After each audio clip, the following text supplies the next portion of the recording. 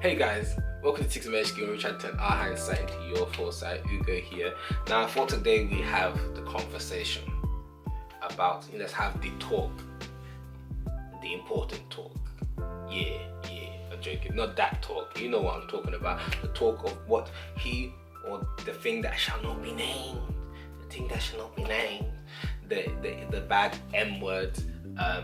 And it's an aspect that is an interesting thing, an interesting dynamic to see how we all interact with this thing called money, wealth, riches, and how we all interact with that, and how to some extent we have unhealthy interactions with it, to some extent we have toxic interactions with it, and to some extent we have a healthy and other aspects, very cautious. The thing about it is, straight off the jump, a lot of people say money is the root of all evil. Other people say, the lack of money is the root of all evil. And ultimately, money is just simply a tool. Money has the value you assign it. Money allows you to, live the life you want to.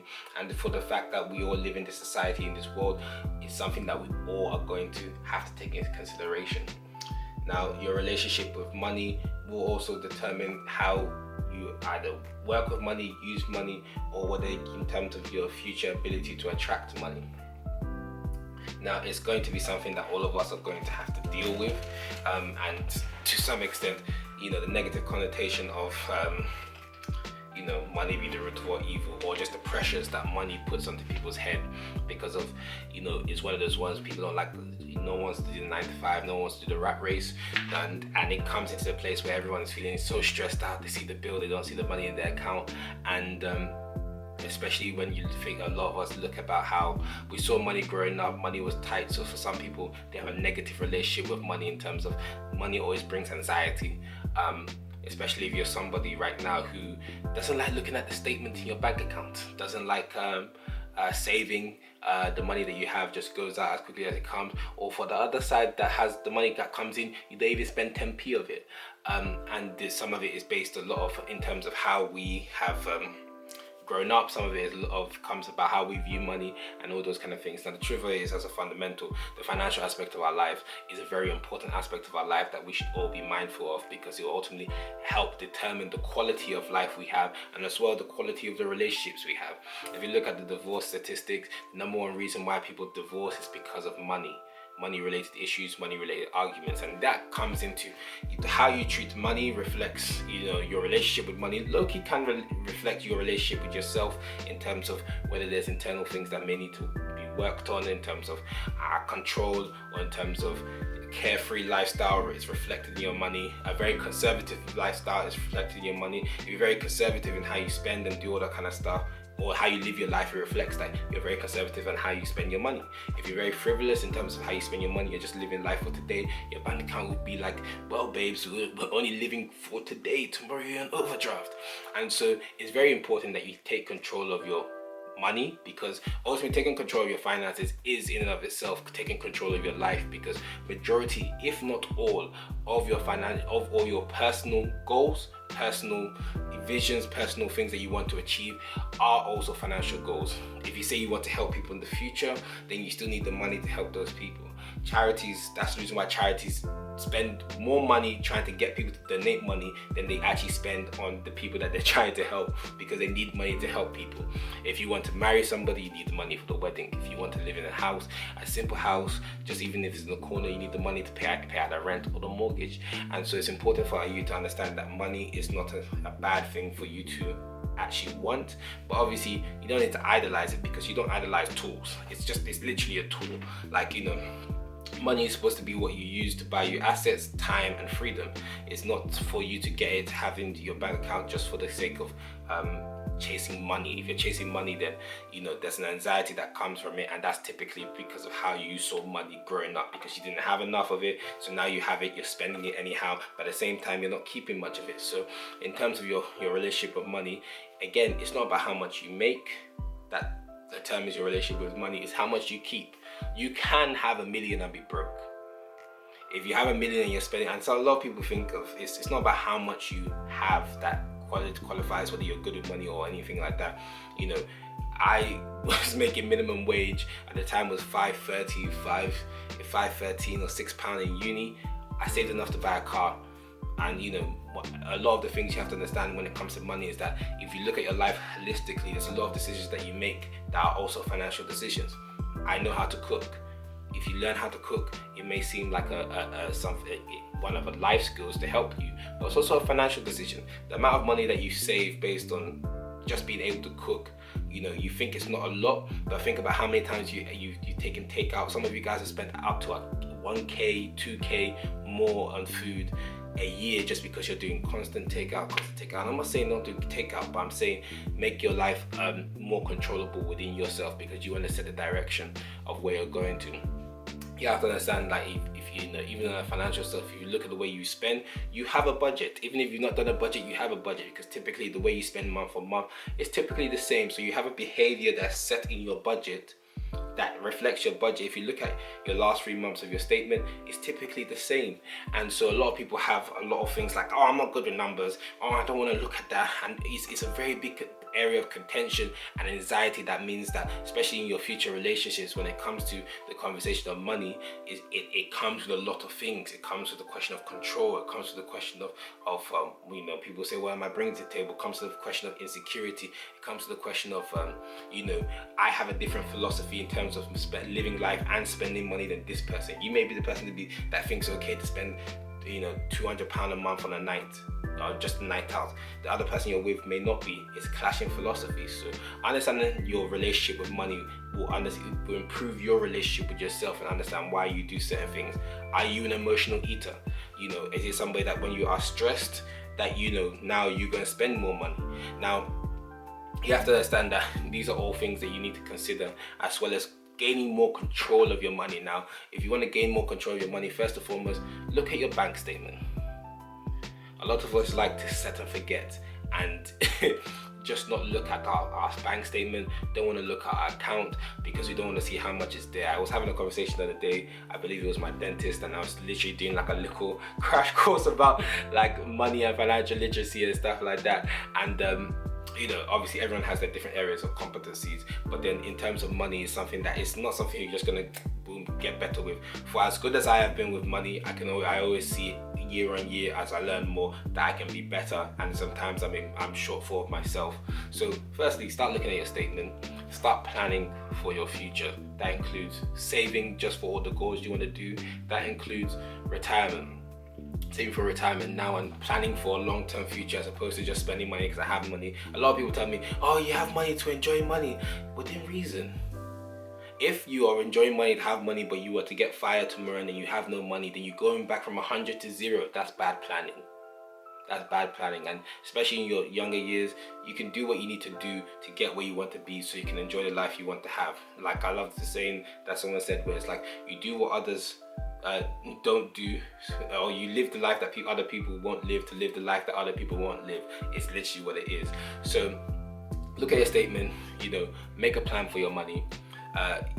Try to understand your relationship with money, the way you spend, the way that it reflects in your life. Try to, you know, start saving.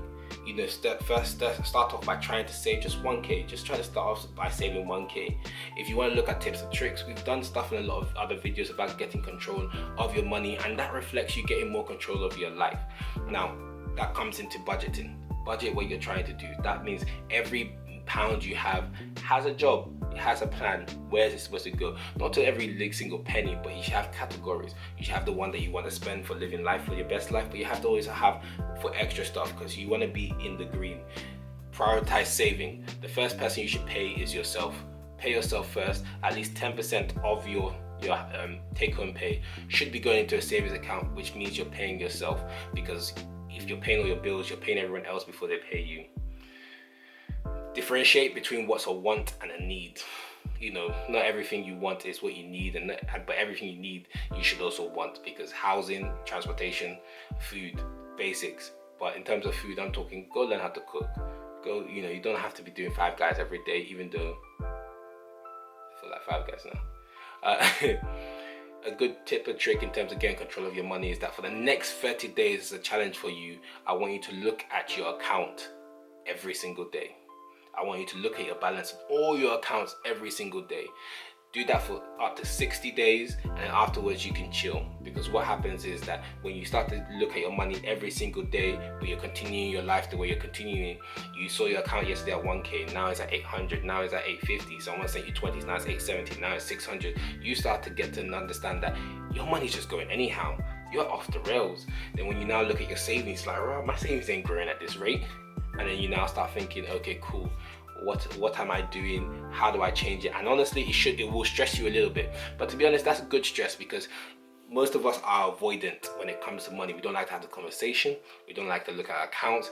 I remember back in the day, whenever I used to pull out the credit card, typically my mom or my sister's birthday, I'll be tap, and then I'll be stressed. I'll be like, yo fam, what's my account? What's my statement saying? And it's never good. It's never good, but you have to pay it off because you can't run away from it. And then that's how we get locked in debt. You know, credit cards aren't bad. It's just that most of us use it very badly. And that includes myself. I've done pretty much every sin that comes to a credit card, but you know, right now my credit score is really good. So protect your credit score. The basic fundamentals in terms of succeeding with money is spend less, save more, earn more, then save more again, obviously, invest more, and then worry about taxes. So start investing for your future. Understand that money shouldn't be a taboo thing. If you can't have conversations about money, whether it's with your partner, your family, or stuff like that, as a touchy subject, then start slowly to try and break those boundaries, because that will be something that breaks down families, breaks down relationships, just because a lot of us don't like to have the conversation. And some of us have seen the way either our family or parents interact with money. And so within that sense, you need to now start understanding how you interact with money. Are you someone that is very, are you trustworthy with it? Are you frivolous with it? You need to understand that if you don't have a control over your money, there's a very high likelihood that you don't have control over your life to some extent. And if you're off the rails, then you're just going to become a stressful person to other people, because you're not controlling your own life and then expecting other people to save you. Take control of your life and look at your bank account. Understand if there's areas you need to improve, whether that's to save more. If you're saving less than 5% of your income, then you need to do better. You need to do better. Simple. You need to get that up. Not for me, for you. You want to save money so that one day your money can save you. So if that's cutting out unnecessary expenses, do what you need to do, because again, the conversation of money is something we'll continue having here. And the reason why we talk about it here is because we're here in terms of to equip you with all the life skills to not make mistakes, but to live the best life that you can have. And so that's the reason why to some extent we've seen that there's a very big gap within the financial literacy of us as young people, just in the UK in general.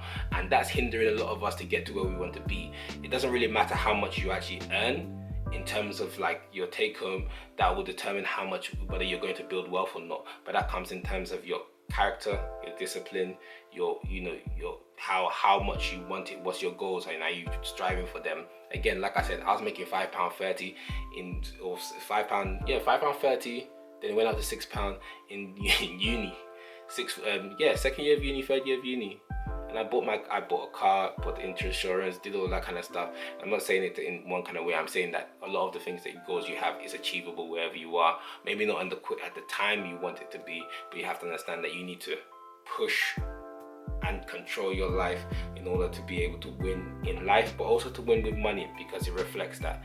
And instead of living life just thinking that everything's going to come to you, the more you put out there, the more you work out there, the more that will come back to you, and then vice versa. So give your money a job, and one of them should be to protect you. So prioritize your saving, scrutinize your spending, and do what you can to earn more, and then try to spread that love, help people out, and do all that kind of good stuff. So don't be too stressed about the conversation of money. Start from the place of stress, of course, because that's probably where most people start, and then start to build yourself up. Obviously, we're putting out more tips and tricks in terms of getting good with your money, but this is just like a little conversation, which has probably been a long conversation, which I could have done shorter, I know, but that's for my improvement action for myself.